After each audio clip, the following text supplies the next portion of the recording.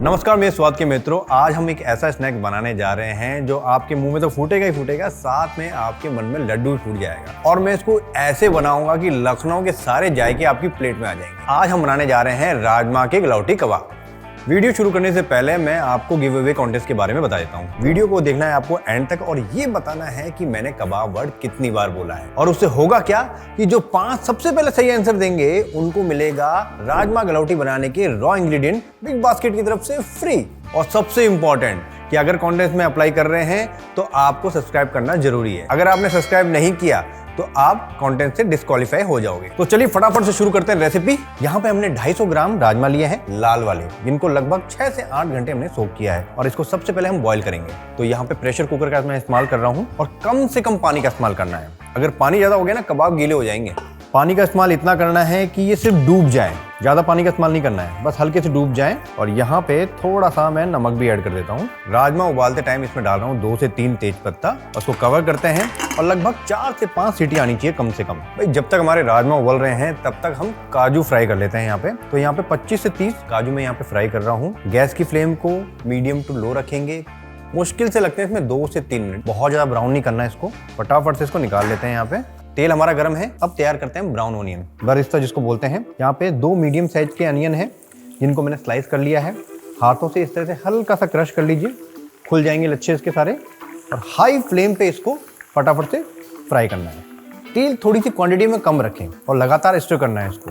और यहाँ पे देख सकते हैं हल्का हल्का सा गोल्डन कलर आने लग गया है। यहीं पे आपको थोड़ा सा सावधान हो जाना है। अब बिना किसी देरी के इसको मैं स्ट्रेनर पे निकाल लेता हूँ यहाँ पे, वरना इसका कलर और डार्क हो जाएगा। तेल में से निकालने के बाद भी और थोड़ा सा फैला दीजिए इसको। फैलाने से क्या होगा, जल्दी ठंडा होगा। यहाँ पे 4 से 5 हरी मिर्च इस्तेमाल कर रहा हूँ। इसमें हल्का सा स्लिट लगाएंगे।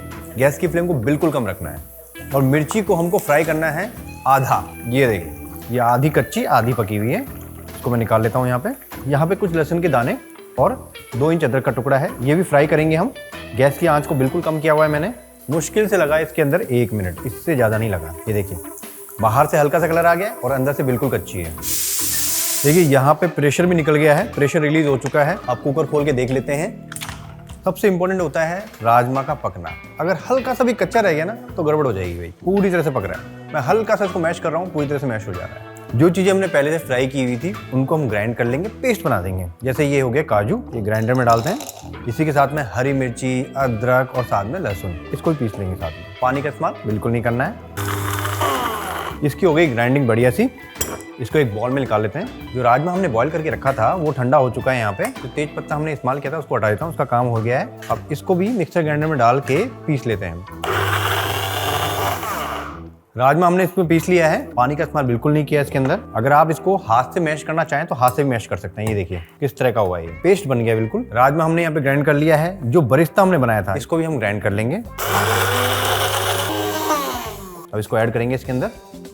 इसको सॉफ्ट बनाने के लिए हम यहाँ पे प्रोसेस चीज़ का भी इस्तेमाल कर रहे हैं। ये लगभग 50 ग्राम के आसपास है। कुछ मसाले इसके अंदर जाएंगे, जैसे लाल मिर्च पाउडर। ये बहुत ही एरोमेटिक बनता है, इसलिए इसमें इलायची पाउडर का इस्तेमाल थोड़ा ज़्यादा होता है, आधी छोटी चम्मच के आसपास। और उसी के साथ में हम गरम मसाला भी डाल रहे हैं। हल्का सा मैं यहाँ पे घी का इस्तेमाल भी कर रहा हूँ। ये गया नमक स्वाद अनुसार, लेकिन नमक कम डालना है। खुशबू बढ़ाने के लिए हम यहाँ पे थोड़ा सा केवड़ा जल, आधी छोटी चम्मच से भी कम मैंने इस्तेमाल किया है यहाँ पे। और ये है एडिबल गुलाब जल, 1 छोटा चम्मच। और ये है केसर के कुछ धागे। बाइंडिंग के लिए मैं यहाँ पे रोस्टेड चना पाउडर का इस्तेमाल कर रहा हूँ। लगभग 2 बड़े चम्मच आप डाल सकते हैं इसके अंदर। अब सभी चीजों को अच्छी तरह से मिक्स कर लेते हैं यहाँ पे। कैसे पता लगाएं कि इसका मिक्सचर सही बना है या नहीं बना है?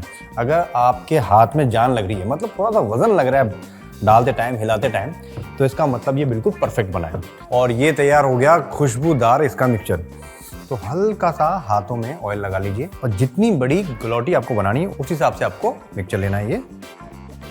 ये रहा प्रोसेस चीज, ये डाल दिया मैंने इसके अंदर। अब ये देखिए हाथों में चिपक रहा है, बिल्कुल नहीं चिपक रहा क्योंकि ऑयल लगा रखा मैंने पहले से ही। ये बन गई हमारी गलौटी कबाब। और ये लीजिए यहाँ पे तैयार हो गए हमारे गलौटी बनके। अब फटाफट से इनको शैलो फ्राई कर लेते हैं। वैसे तो इसको तवे पे बनाया जाता है, लेकिन हम इसको फ्राई पैन पे बना रहे हैं और इसको शैलो फ्राई किया जाता है। इसको डीप फ्राई नहीं करते कभी भी, और घी में ही करते हैं इसको। तो हल्का सा मैंने घी ले लिया है यहाँ पे। और गैस की फ्लेम को बिल्कुल कम रखिए। जैसे इसमें एक तरफ से कलर आएगा हम इसको टर्न कर देंगे। मुश्किल से 3 से 4 मिनट लगते हैं इसको कलर आने में। अब इसको टर्न करते हैं। ओहो हो, बहुत ही शानदार। दोनों तरफ से एक बढ़िया सा कलर आ चुका है इसके अंदर। तो चलिए निकाल लेते हैं। एक बात गौर करिए आपने, कि जो घी हमने डाला था वो सारा एब्जॉर्ब कर लिया इसने। अब इसको उठाना, इसको लिफ्ट करना बहुत ही नज़ाकत के साथ में, क्योंकि इतना ज़्यादा माउथ मेल्टिंग है, ये बहुत ही प्यार से रखना होता है इसको। तो ये थी हमारी राजमा गलौटी की रेसिपी। घर में बनाइए, अपने चहितों को खिलाइए और खुद भी खाइए। और ये बताइए कि इस वीडियो में मैंने कबाब शब्द कितनी बार बोला है। और सबसे इंपॉर्टेंट कि अगर कंटेंट में अप्लाई कर रहे हैं तो आपको सब्सक्राइब करना जरूरी है। मैं शेफ भूपी फिर मिलता हूं आपको इसी तरह की यूनिक रेसिपी के साथ में।